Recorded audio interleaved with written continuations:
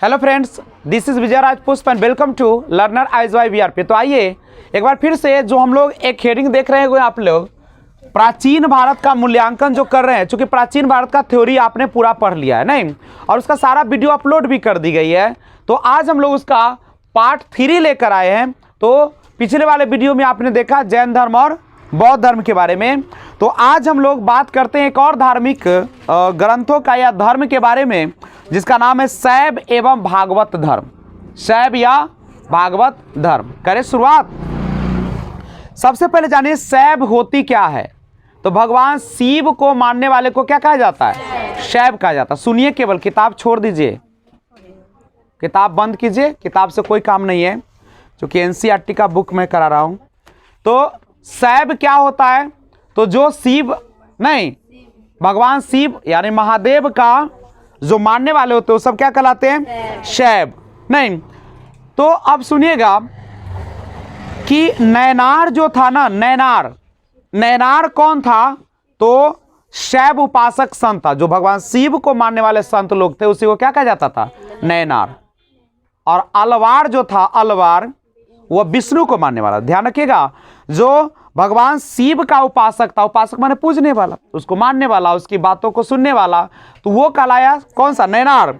शिव को ऐसे भी नयन, 3 नयन होते नहीं, 3 आंख होती है, जबकि विष्णु के लिए अलवार का प्रयोग किया जाता है। तो याद रखिएगा कि शैव उपासक संत को नैनार कहा जाता है और अलवार उपासक संत जो होते हैं, विष्णु उपासक संत को अलवार कहा जाता है।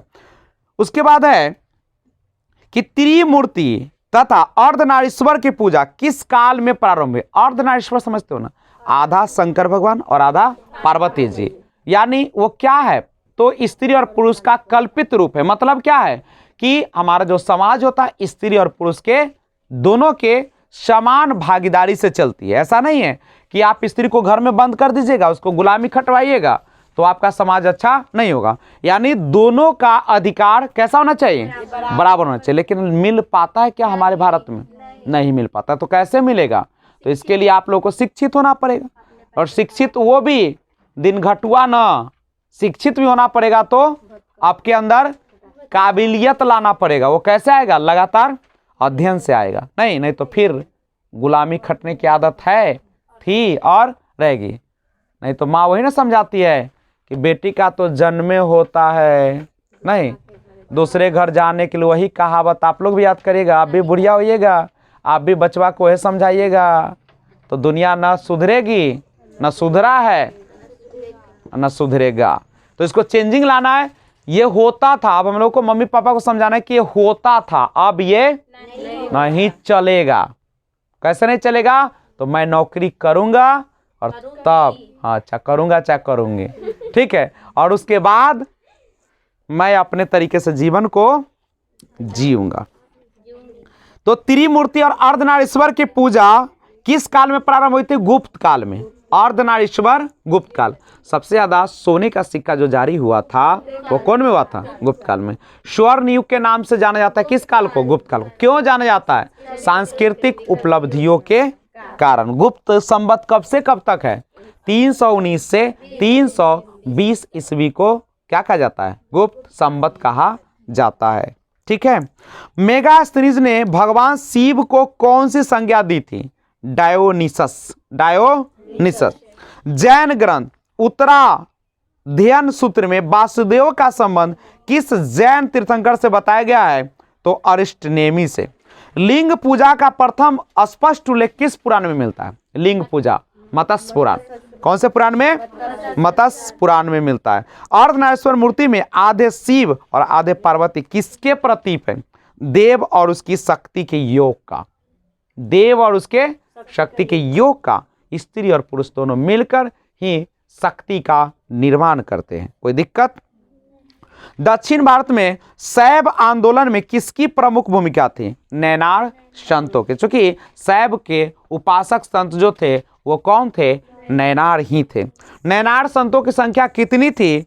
63 थी। नैनार संतों की संख्या 63। और एक संप्रदाय के रूप में शैव धर्म का प्रारंभ किस काल में हुआ? शुंग सातवाहन काल में हुआ था। और आपको कुछ अब याद करना पड़ेगा कि सांख्य सूत्र जो है, सांख्य सूत्र, उसके प्रतिपादक कौन है? सांख्य सूत्र को देने वाला कपिल मुनि। और योग का कौन है देने वाले? प्रतिपादक पतंजलि। और पूर्व मीमांसा जैमिनी, ब्रह्म का वादरायण। करेक्ट है। अब कुछ संप्रदाय का नाम जो आपके बुक में भी दिया है। आजीवक संप्रदाय के संस्थापक कौन थे? आजीवक संप्रदाय के मखली पुत्र गोशाल, मखली पुत्र गोशाल। अनिश्चयवादी संचय बैठली पुत्र। भागवत धर्म का प्रवर्तक किसे माना जाता है? भागवत धर्म अलवार संत कौन माना जाता है? कौन इसको किया था शुरुआत? तो भगवान श्री कृष्ण, विष्णु के साक्षात अवतार। किस ग्रंथ में सर्वप्रथम देवकी के पुत्र कृष्ण का वर्णन किया गया है? देवकी पुत्र कृष्ण का वर्णन किसमें किया गया है? पता है आपको?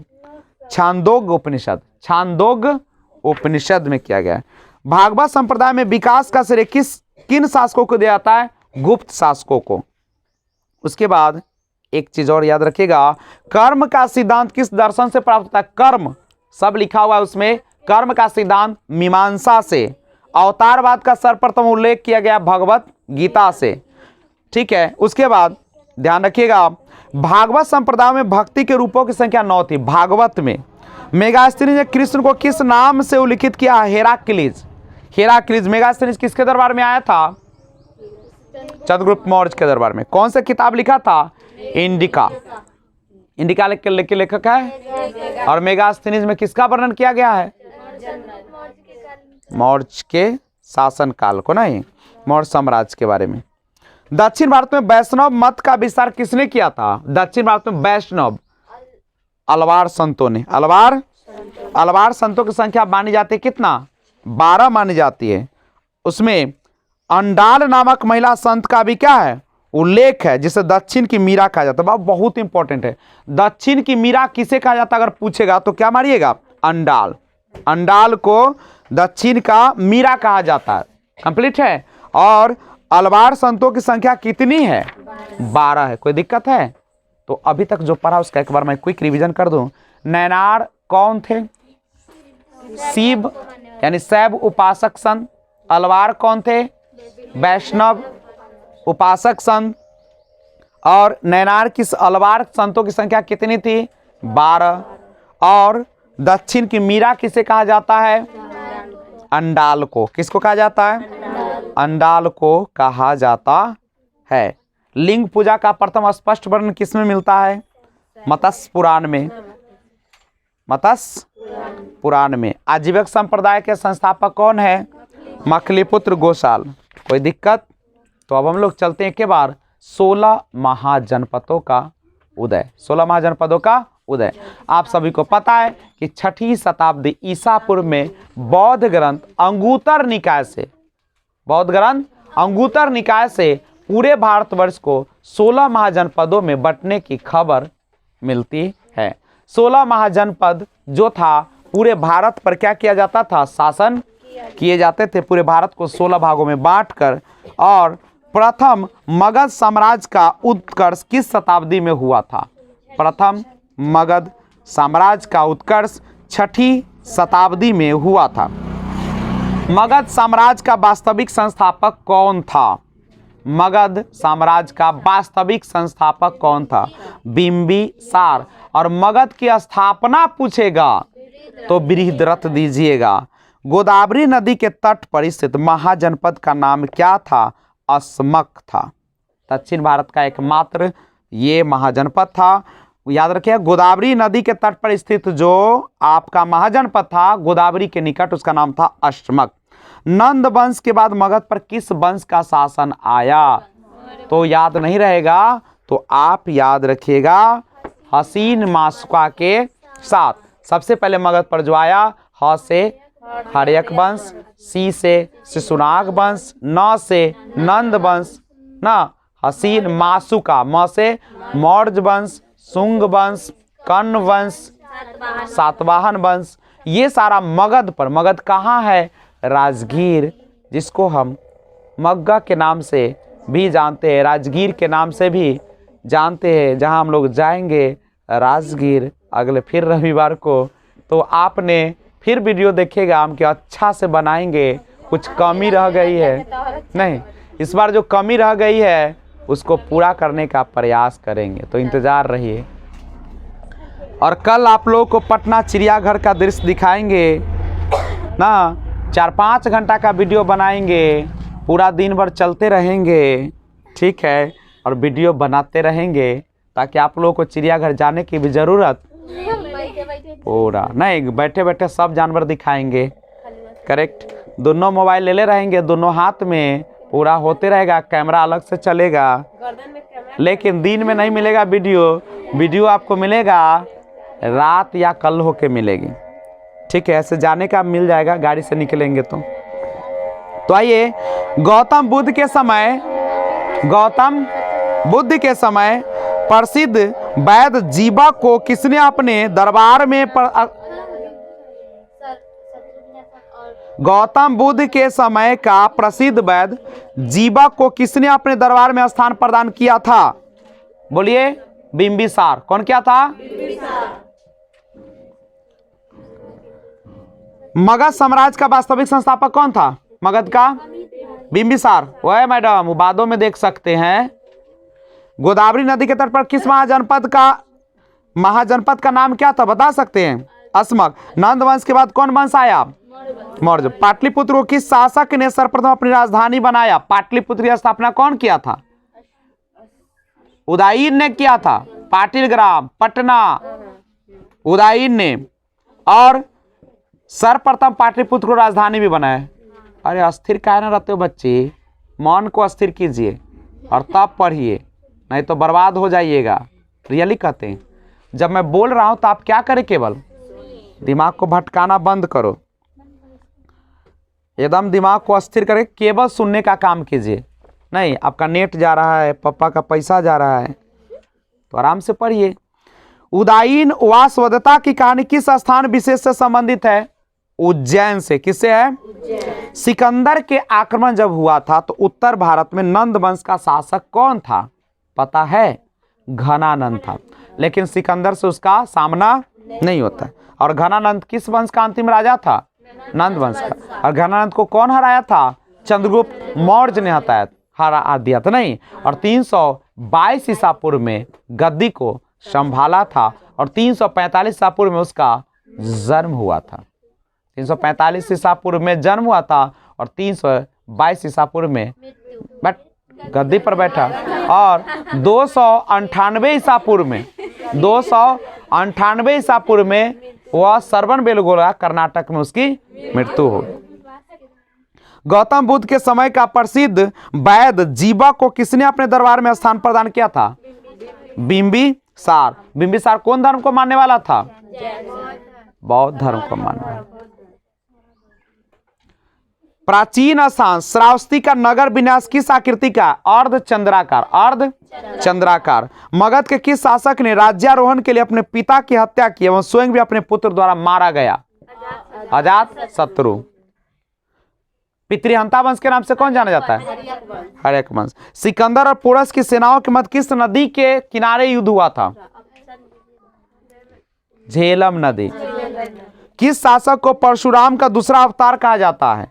महापद्म नंद को। महापद्म नंद को। हर्यक वंश का अंतिम शासक कौन था? नागदशक। उज्जैन का प्राचीनतम नाम क्या था? अवंतिका। सिकंदर की मृत्यु कहाँ हुई थी? बेबीलोन में हुआ था 323 ईसा पूर्व में। ग्रीक लेखकों ने किस शासक का उल्लेख अग्रमीज एवं जैंद्रमीज नाम से किया है? घनानंद। 16 महाजनपदों का नाम और राजधानी आपको याद होना चाहिए। तो आइए शुरू करते हैं। अंग की राजधानी चंपा। मगध का गिरिब्रज या राजगिरी। मल्ल का कुशीनारा। मल्ल का कुशीनारा। काशी का वाराणसी। कौशल का श्रावस्ती। पांचाल का अहि छत्र। कुरु का इंद्रप्रस्थ। वज्जी का वैशाली। मत्स्य का विराटनगर। वत्स का कौशाम्बी। सूरसेन मथुरा। चेदी का सुक्तिमती। अस्मक पोटली। अवंती उत्तरी अवंती एवं दक्षिणी अवंती। गांधार तक्षशिला। कंबोज कंबोज हाटक, कंबोज हाटक। तो इस तरीके से जो जनरल पार्ट है उसको मैंने समाप्त किया और अब शुरुआत होती है रियल इतिहास, जहां से भारत के सबसे महान शासकों में से एक चंद्रगुप्त मौर्य ने स्थापित किया था। आप सभी को पता है कि चाणक्य की सहायता से, जो कि चंद्रगुप्त मौर्य का प्रधानमंत्री था, उन्होंने घनानंद को हराकर और एक विशाल साम्राज्य की मगध पर स्थापना किया जिसका नाम था मौर्य साम्राज्य। मौर्य साम्राज्य जिसका संस्थापक चंद्रगुप्त मौर्य, जिसका जन्म 345 ईसा पूर्व में और गद्दी संभाला 322 ईसा पूर्व में। और आगे कहानी बढ़ने से पहले एक बात और समझिए, जब सिकंदर के सेनापति कौन था? सिकंदर का सेनापति निर्याकस था। निर्याकस था जल सेना, और Seleucus Nicator. Seleucus Nicator, Sikandar का सेनापति सेल्यूकस निकेटर जब हमला करता है चंद्रगुप्त मौर्य पर, तो वह हारने लगता है, तो अपनी बेटी को आगे कर देता है और शादी चंद्रगुप्त मौर्य से उसको करा देता है, कार्नेलिया से, और उन्होंने उसके बदले में 4 प्रांत दे देता है। बदले में ससुर जी को भी 500 हाथी से क्या करते हैं? सम्मानित करते हैं। कौन? चंद्रगुप्त मौर्य। कोई दिक्कत? तो आ जाए। चंद्रगुप्त मौर्य के बेटा का नाम बिंदुसार, बिंदुसार के बेटा का नाम अशोक, अशोक के बेटा का नाम महेंद्र, बेटी का नाम संघमित्रा। बुद्धम शरणम गच्छामि। किसकी था ये आवाज? बुद्ध का नहीं। अशोक एक प्रतापी राजा, ब्राह्मण धर्म को मानने वाला। बाद में वह किस धर्म को मानने लगता है? बौद्ध धर्म। तो बढ़ जाएंगे।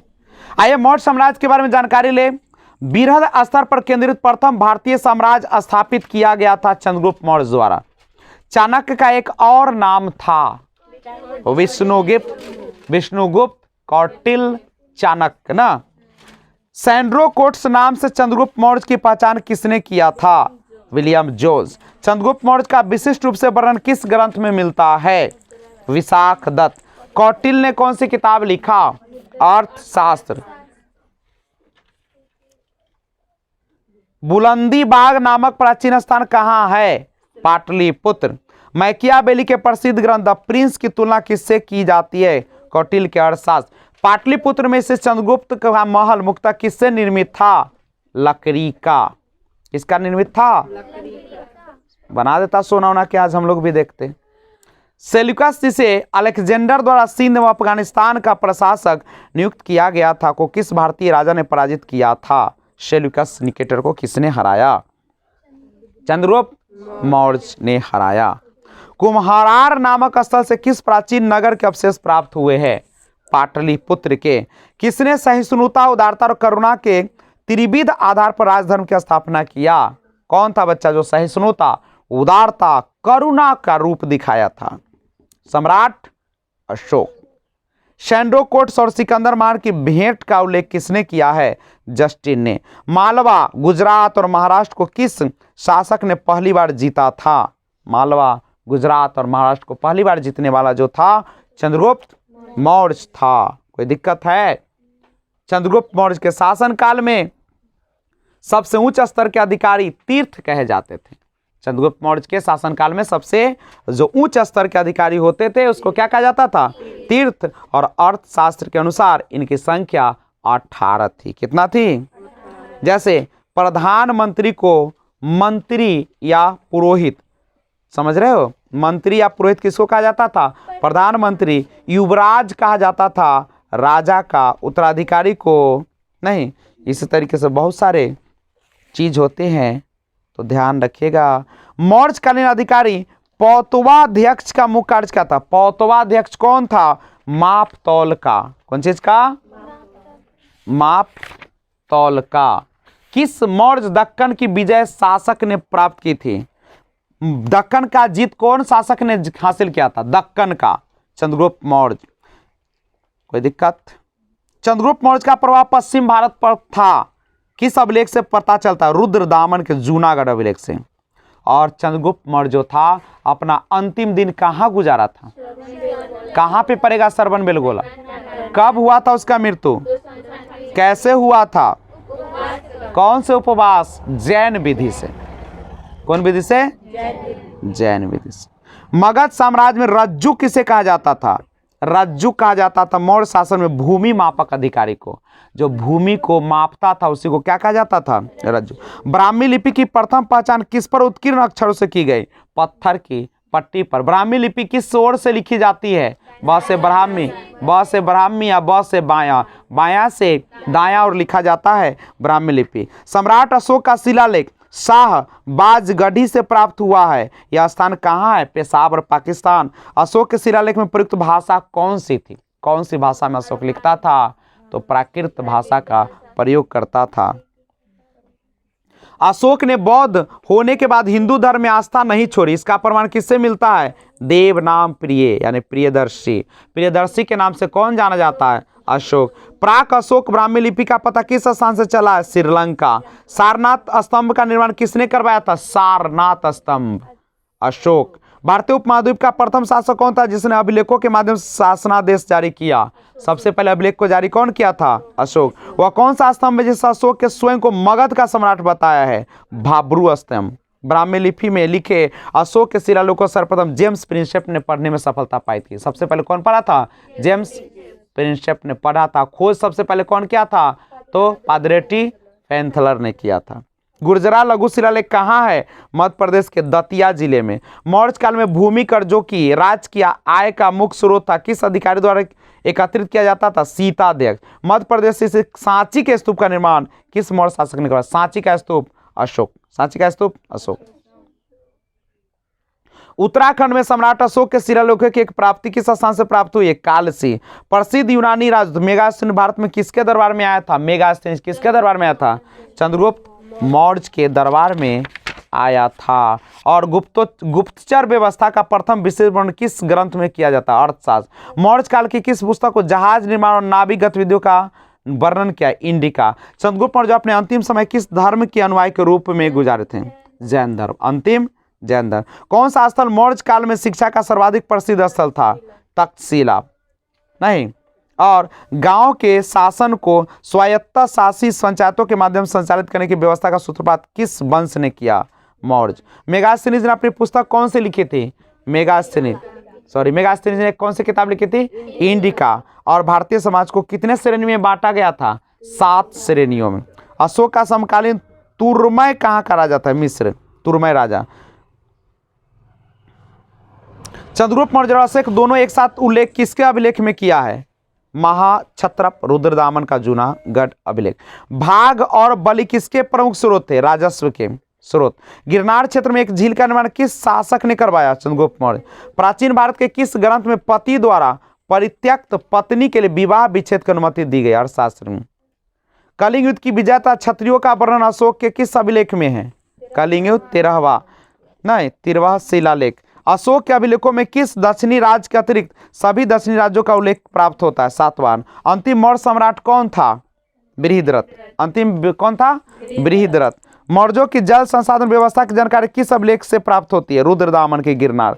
अशोक का समकालीन मिस्र का राजा कौन था? अलेक्जेंडर। सेल्यूकस निकेटर जिसे चंद्रगुप्त ने अफगानिस्तान प्राप्त किया था वह कहाँ का शासक था? Syria Babylon. अशोक के बाद या अशोक के पश्चात देवानाम प्रिय की उपाधि किसे धारण की? तो किसने धारण की? दशरथ ने। अशोक ने अपने पिता बिंदुसार के शासनकाल में किस क्षेत्र में विद्रोह का दमन किया? तक्षशिला। अपने ऊपर आश्रित बच्चों एवं पत्नी की समुचित व्यवस्था किए बिना भिक्षु बनने वाले के लिए किसने दंड का प्रावधान किया? कौटिल्य। खरोष्ठी लिपि की उत्पत्ति किस भाषा में हुई है? खरोष्ठी लिपि किस भाषा में हुई है? अरमाइक। कौटिल्य किसका प्रधानमंत्री था? चंद्रगुप्त मौर्य का। मौर्यों के बाद भारत की उत्तर पश्चिम सीमा पर किसका अधिकार हो गया? बैक्ट्रियन शासकों का। और मौर्य शासन व्यवस्था में रूपदर्शक नामक अधिकारी का कार्य सिक्कों का निरीक्षण करना या परीक्षण करना। वह मौर्य राजा जो अमित्रघात के नाम से जाना जाता है। कौन है अमित्रघात? बिंदुसार। शत्रु विनाशक वही है।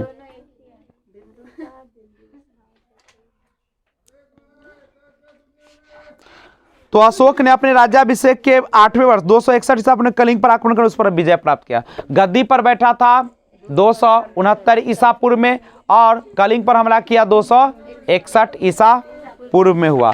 तो इस तरीके से मौर्य काल क्या हो गया, समाप्त हो गया। और अब हम लोग छोटा सा बात करेंगे, नहीं तो आप लोग सो जाइएगा। मुझे पता है कि कैसी वाली पढ़ाई है, नहीं चूंकि अभी रिवीजन चल रहा है, नींद आ जाएगा। नींद आने से पहले आप लोग कॉपी खोलिए और कुछ काम किया जाए। तो एक छोटा सा टेस्ट का आयोजन किया जाए। निकाल लिए तो लिखा जाए। 11 क्वेश्चन लिखाएंगे।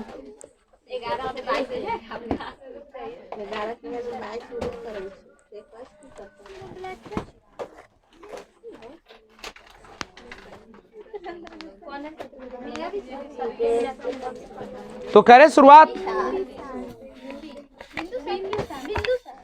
अरे यार एक बार बोलना। बिंदु सर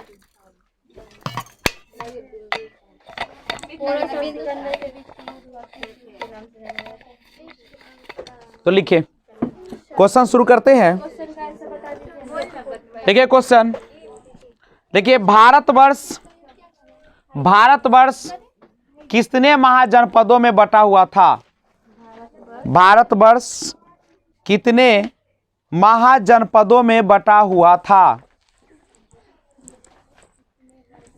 महाजनपदों में बटा हुआ था।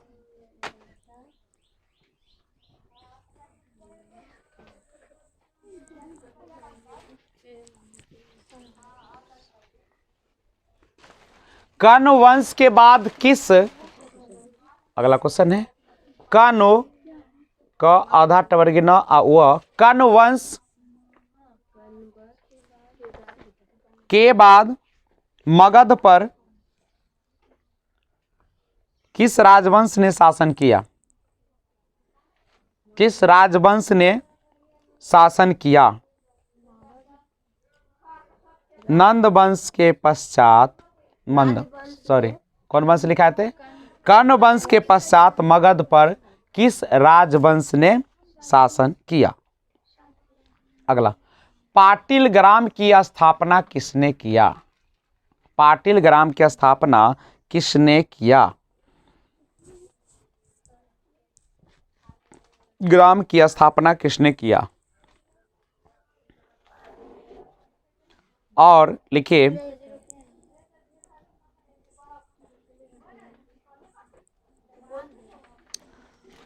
अंग अगला क्वेश्चन, अंग कौमा काशी और वारा और गांधार की राजधानियां कहाँ थी? की राजधानियां कहाँ थी?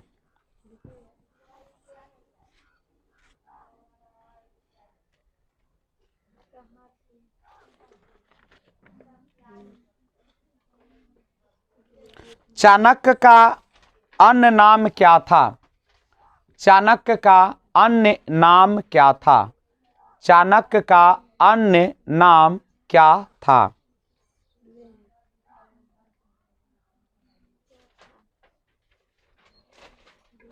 नेक्स्ट क्वेश्चन,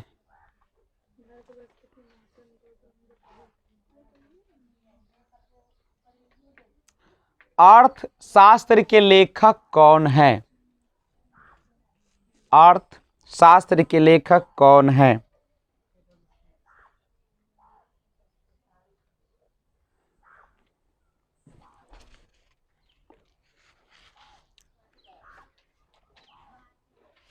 चंद्रगुप्त मौर्य का प्रधानमंत्री कौन था?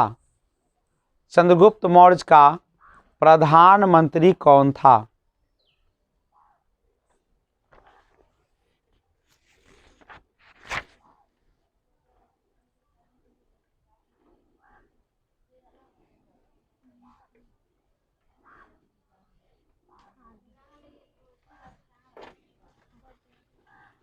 अशोक के शिलालेख में अशोक के शिलालेख में प्रयुक्त भाषा कौन सी है? अशोक के शिलालेख में प्रयुक्त भाषा कौन सी है?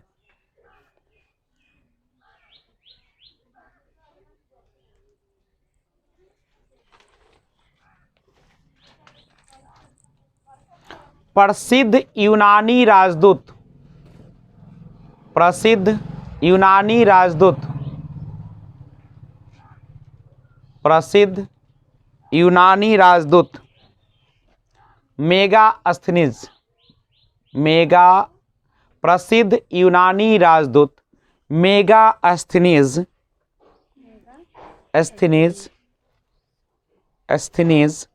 भारत में किसके दरबार में आया था? भारत में किसके दरबार में आया था?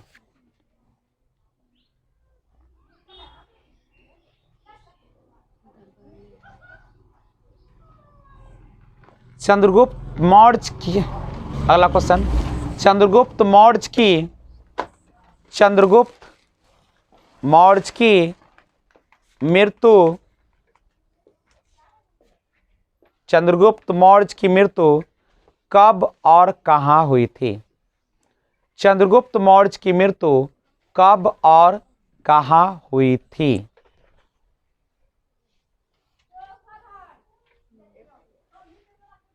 दस क्वेश्चन हो गए, तो लास्ट क्वेश्चन लिखिएगा। वह मौर्य राजा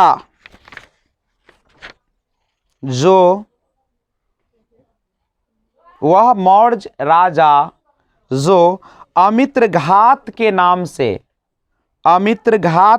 से जाना जाता था, कौन था?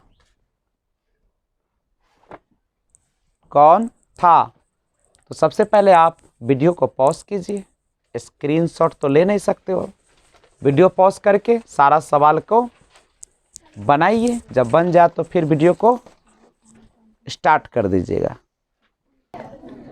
तो आशा करते हैं कि आपने बना लिया होगा। तो आइए मिलाते हैं क्वेश्चन, पहला क्वेश्चन से लेकर, भारतवर्ष कितने महाजनपदों में बटा हुआ था? 16। कर्ण वंश के बाद मगध पर किस राजवंश ने शासन किया? सातवाहन। पाटिल ग्राम की स्थापना किसने किया? उदयन। अंग, काशी और गांधार की राजधानियां कहाँ थी? तो अंग की राजधानी चंपा, काशी की वाराणसी, गांधार की तक्षशिला। चाणक्य का अन्य नाम क्या था? कौटिल्य या विष्णुगुप्त। अर्थशास्त्र के लेखक कौन थे? कौटिल्य या चाणक्य या विष्णुगुप्त। चंद्रगुप्त मौर्य का प्रधानमंत्री कौन था? चाणक्य। अशोक के शिलालेख में प्रयुक्त भाषा कौन सी है? प्राकृत। प्रसिद्ध यूनानी राजदूत मेगास्थनीज भारत के किसके दरबार में आया था? चंद्रगुप्त मौर्य। चंद्रगुप्त मौर्य की मृत्यु कब और कहाँ हुई थी? 298 ईसा पूर्व, सरवन बेलगोला। वह मौर्य राजा जो अमित्रघात के नाम से जाना जाता था? बिंदुसार। तो आशा करते हैं कि आपको यह समझ में आया होगा। अगर वीडियो अच्छा लगा है लाइक शेयर कमेंट करिएगा, और अगले पार्ट कुछ ही दिनों में आएंगे। तब तक take care, bye bye, thanks for watching, keep watching. जय हिंद, जय भारत।